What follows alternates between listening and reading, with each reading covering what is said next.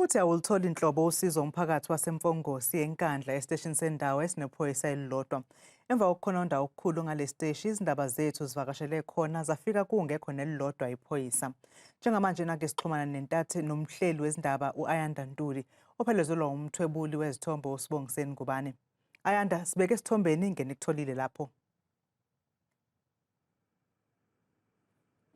Kunjalo ngempela Thabile, sibingelele nombukeli ngasekhaya. Njengoba usuchazile ngempela sikhona lapha enyakatho yesifundazwe saKwaZulu-Natal endaweni yaseNkandla eMfongosi la khona ngempela sifike kukhala ibhungezi ngempela kungekho ngisho iphoyisa elikhona khona lapha esiteshini samaphoyisa. Njengamanje ake ngikhulumisane naye undunankulu wakhona lapha esigodini sakuyona le ndawo ozokasichazela ukuthi bazizwa benjani ngalesi simo esikhona sokungabi khona kwepolice station indlela engasebenzi ngayo. Ndunankulu, sibonge kakhulu umsakazi.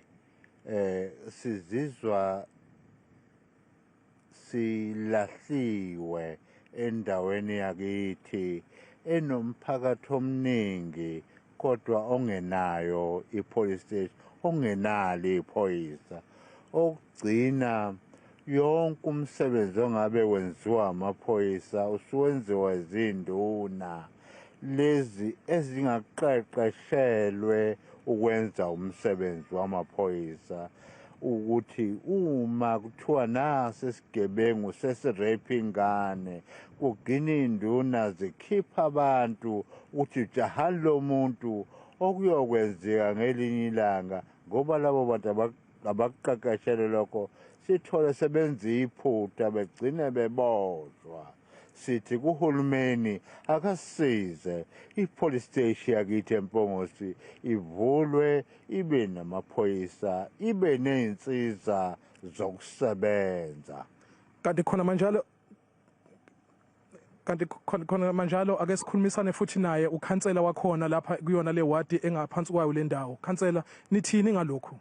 Ngibingelele, ngibonga ukuthola ithuba. Ukhansela uNgubane kwaD9 okhulumayo. Asineme ngempela ngendlela ipolice station ngakithi engasisize ngakhona. Siyacela nje uhulumeni angenelele. Isimo sithanda ukuba sibi kakhulu. Ipolice station ayisasebenzi, abantu bayidinga ipolice station abaluthola usizo. Ilimaza izikole, ayikwazi ukusebenza ebusuku njengoba ifunda ebusuku, iphinde ilimaze ngisho amabhizinisi kubantu abasebenzayo bagcina sebevala lithi. Ukuphepha nje akusekho lokhu kwangempela endaweni yakithi kwangona eMfongosi eWard9. Ngibonga ukuthola ithuba. Kanti khona manjalo futhi usisi uzokasichazele ngesimo nokugqiqa kwakhe kule police station ngalithola usizo. Angeke ngibonge ithuba ukhombo kaSibiya lapha ngeke ngaqhamuka lapha ngwayizolo ngiqalile ngizile ngizofuna usizo angangafica phoyisa kodwa ngithole umntwana ongathi ubefunda ngono okuyena ngilayela ukuthi amaphoyisa akho umuntu ozongisiza njengamanje. Ngihamba ngodaba olubalekile, ingane yami se-UJ idinga izinto ezisetshenziswayo zamakhophi ziyadingeka esikoleni sazo njengamanje. Kuyaphuthuma njengamanje ithe mayisingifonela ngayizwa ukuthi sishone phansi umoya wayo ngoba kungase esikoleni phela ikhishwe manje ikhishelwa nje izinto ezincane ngabe zenzekile ngasikena ngasihambisa. Manje udaba lwami lubuhlungu kakhulu futhi ngiphatheke kabi kakhulu ngokuthi sinesikhungo efabe sasisiza kodwa sisizakali. Ngiyabonga. Kanti khona manjalo uthisha nhloko wesikole Ingono Secondary School ekhona lapha endaweni.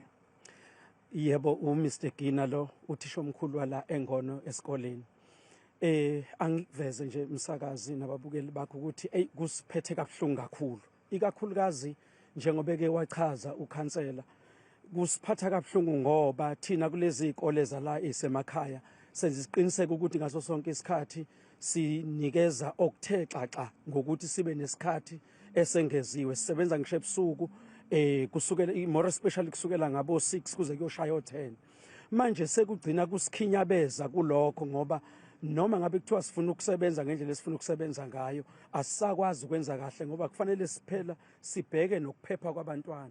Uma ngabe kukanje ugcina usukubuka wena njengoprincipal ukuthi lezi ingane uma kwenzakala noma yini kuzobe sekusinikeza inkinga egcineni.